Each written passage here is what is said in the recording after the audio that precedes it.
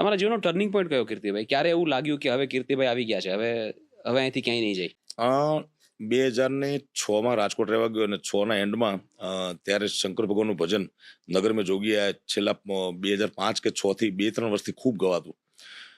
અને મોરબીના જયશ્રીબેન પંડ્યા છે કલાકાર, એમની પાસેથી મેં ફોન કરીને લખાવ્યું. મેં કીધું આ ભજન બહુ અત્યારે ચાલે છે, મારે ગાવું છે, તો મેં એના શબ્દો નથી. પછી એમણે મને લખાવેલા. ફોન કરીને લિરિક્સ લીધા? હા, ફોન કરીને. હા, તો મેં લીધું, મેં હાર્મોનિયમને લઈને બેઠો. પછી મેં કીધું આમાં તો આ પ્રકારનું તો સરળ આખું ગામ ગાય છે. ત્યાં મને મારો અભ્યાસ કામ લાગ્યો કે એ શિવરંજની રાગ ઉપર આધારિત હતું. અને એમાં જોગીડા જોગીડા જોગીડા જોગીડા જોગીડા જોગી જોગી રે દેખો નગરી મેં જોગી આયા, એટલું વસ્તુ ચેન્જ કર્યું. એ વસ્તુથી પીક થયું આખું ભજન. અને ત્યાર પછી બધા જ કલાકારો ગાતા, પણ કીર્તિદાન ગઢવી કોણ, તો કે નગર મેં જોગી આયા. એ ભજનથી મારી એક કલાકાર તરીકેનું વ્યક્તિત્વ સમાજમાં પ્રસ્થાપિત થયું.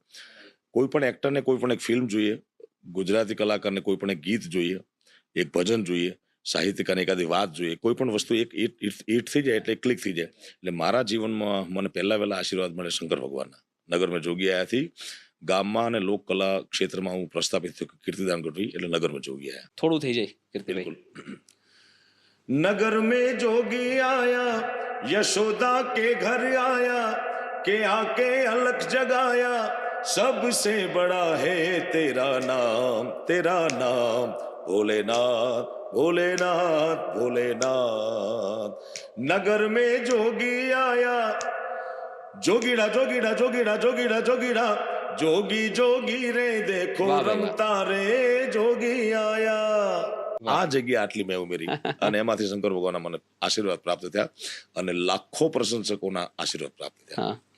કીર્તિભાઈ, તમારી સ્ટ્રગલની તો આપણે ઘણી બધી વાત કરી, પણ આ સ્ટ્રગલ દરમિયાન તમારા જીવનમાં પ્રેમ પણ આવ્યો, તમારા લગ્ન થયા, રાઈટ? અને જ્યારે તમે કીધું કે તમારી કોલેજના સમયમાં કે ઇવન જ્યારે તમે કામ સ્ટાર્ટ કર્યું, તમે શિક્ષક બની અને સાથે પ્રોગ્રામને બધું કરતા ને કેવી રીતે બધી પરિસ્થિતિની વાત કરી, એટલે પરિસ્થિતિ એટલી બધી કંઈ સારી નહોતી અને એ દરમિયાન તમારા લગ્ન થયા. અને ભાભી એક અફ્લુએન્ટ ફેમિલીમાંથી આવે છે અને ખૂબ જ સારું ભણેલા છે.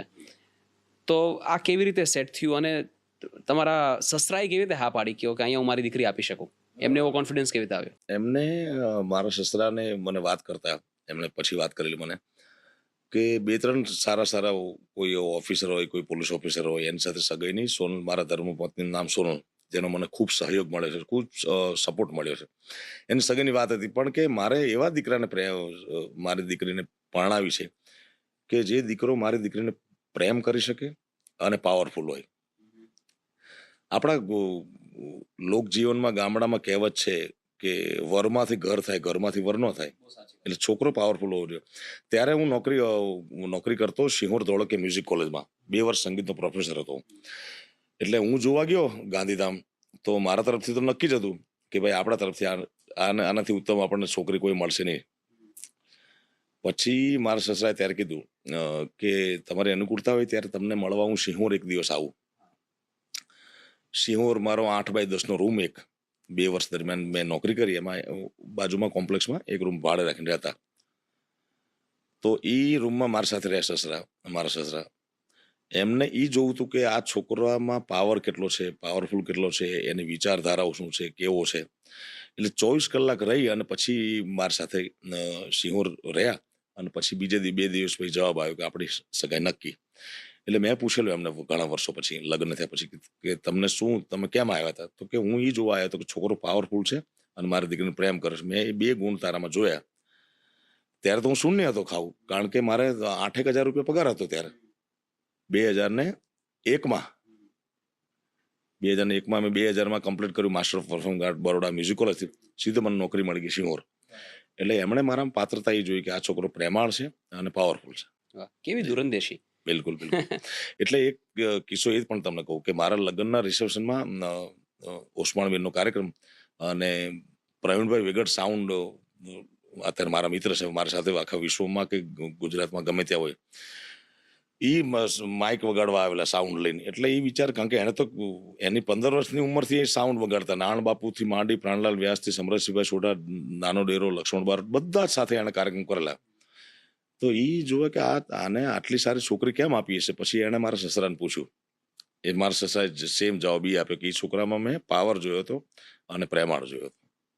કીર્તિભાઈ, ક્યાં ટ્રકની મુસાફરી અને ક્યાં અત્યારે વેલફાયર, ક્યાં 8x10 રૂમ અને ક્યાં અત્યારે આલિશાન ડુપ્લેક્સ, કેવું લાગે છે ત્યાંથી અહીંયા પહોંચીને? કેવું લાગે છે? મને મજા જ આવે છે. મને ત્યારે પણ એટલી જ મજા હતી. મારા જે જૂના મિત્રો છે, તમે ક્યારેક મળશે જીવનમાં તો તમને મળાવીશ, જે ગામડાના મિત્રો. મજા તો આવે જ છે, કારણ કે પ્રગતિ આપણને પોતાને દેખાય ને કે ભાઈ મેં આ એચીવ એટલે કરેલું. વિચાર્યું હતું ત્યારે, વિચાર્યું હતું કે અહીં પહોંચી છે? ના, ક્યારેય નહીં, ક્યારેય નહીં. કલ્પના નહોતી. નહીં. મેં કલાકારમાં મારું નામ થશે એવું પણ નહોતું વિચાર્યું. મારો બચપણથી એક જ મુદ્દો રહ્યો છે મારા જીવનનો કે મારે જે કરવું, જેટલું કરું એટલું પરફેક્ટ કરવું. એટલે મેં મારી કલાને, મારી સાધનાને સમર્પિત જીવન આખું છે મારું. અને મારો બેસ્ટ ટાઈમ જેટલો વારો મળે, એટલે 4-5 કલાકારો હોય તો એવું નહીં કે આને પાડી દેવા માટે ગાવું કે આને દાબી દેવા, આનાથી આપણે સુપીરિયર સાબિત થાય. આપણો જે ટાઈમ મળ્યો એટલામાં બેસ્ટ ગાઈ જવાનું. પછી આપવું ન આપવું એ તો પરમાત્માના હાથની વાત છે. પણ આ બધું જોઈને આનંદ ખૂબ થાય કે આપણે યોગ્ય દિશામાં મહેનત કરીએ અને યોગ્ય દિશામાં કલાએ આપ્યું છે મને, જે પણ આપ્યું છે, કંઠે આપ્યું છે. આ બધું મારું અસ્તિત્વ છે. એ મારી કંઠ, મારી ફેક્ટરી ગણો, મારી એસેટ ગણો, એ બધું મારી સાથે જ હોય છે. તમારું પ્રોડક્ટ સર્વિસ જે કાંઈ બધું જ છે. બિલકુલ.